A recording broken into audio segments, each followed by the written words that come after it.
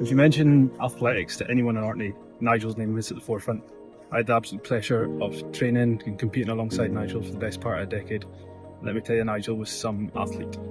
Nigel's been a constant for athletics in Orkney probably for about 40 years, and athletics has changed a lot. People have came and gone, but Nigel has been there throughout. I think I can struggle to think of anyone more deserving of this accolade of being inducted into the Hall of Fame. Not just because of his own success, which stand there in terms of his Orkney records that he holds, in terms of the medals that he has on the international as well as the domestic arenas, but also what he is doing now to give back to the sport he loves so much as a coach. If you wanted to go training, he would take you along, he would show you what to do. You know, it didn't matter that you weren't in athletics. He just was very dedicated to athletics, loved athletics.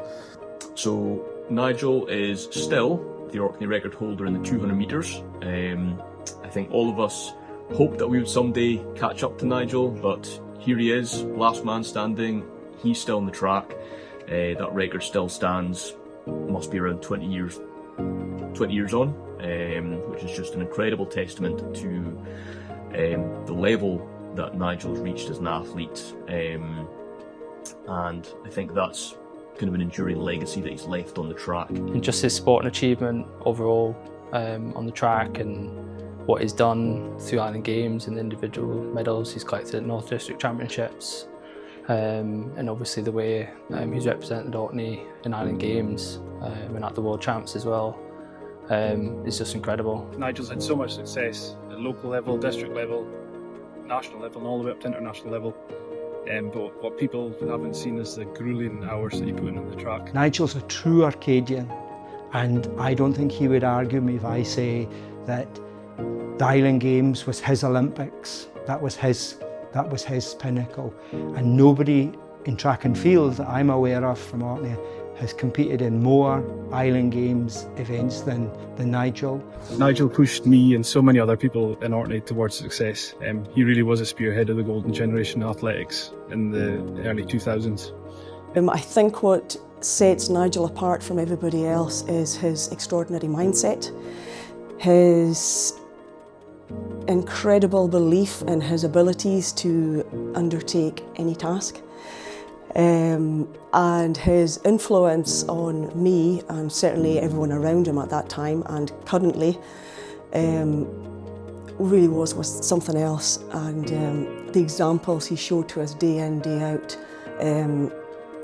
completely changed the journey of my life. Over the years, Nigel's influence over a lot of the young athletes that have come through, I use the word young loosely, they're all quite old now, I guess, but in terms of his discipline, his knowledge, and his influence, just passively watching him training, watching his diet, watching his weight training, his strength training, just his whole package influenced a whole generation of young athletes.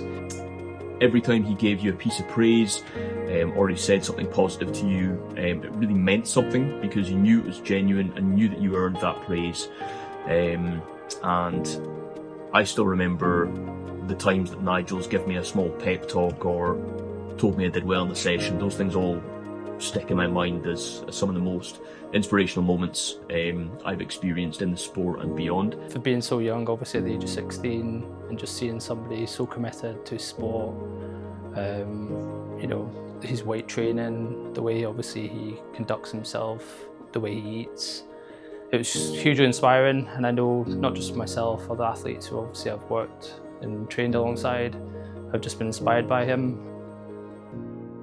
2016, unfortunately, Nigel was giving a devastating blow in his Parkinson's disease diagnosis, but Nigel has attacked that disease like he has attacked every single day, and that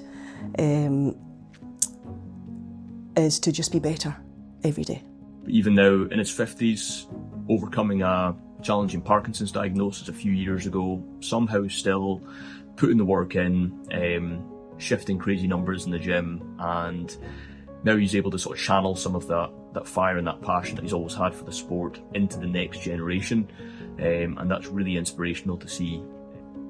when I go into the gym and I look at the logbook and I'm looking, you were here at 5:30, 5:45, and he's gone by about 7:15, and he's retired, but he's still going up, and then he's probably doing a run or a track session as well. So that just shows you his dedication, I think. The thing that I think probably stands out the most with Nigel is his consistency. It's never waned.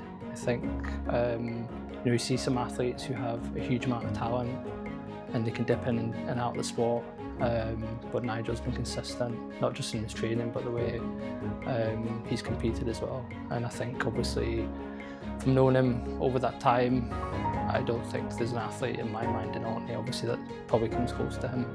To hear that he's been actually awarded this recognition, I think is absolutely fantastic. I know that Nigel will be absolutely ecstatic. This will mean so much to him. You know, knowing that he's been awarded this and recognised here, I think that there's a whole group of young athletes out there that would be absolutely delighted that the person that they would probably say inspired them in many cases has been recognised like this. I feel extremely proud that Nigel is being inducted into the Orkney Sports Hall of Fame, particularly in 2025 when the Island Games is coming home to Orkney, and it was 40 years ago this year that Nigel competed at his first Island Games on the Isle of Man, and he actually competed in 14 consecutive Island Games on the track. So it's going to be really special for Nigel to be involved in a coaching capacity when the Island Games comes to Orkney this summer.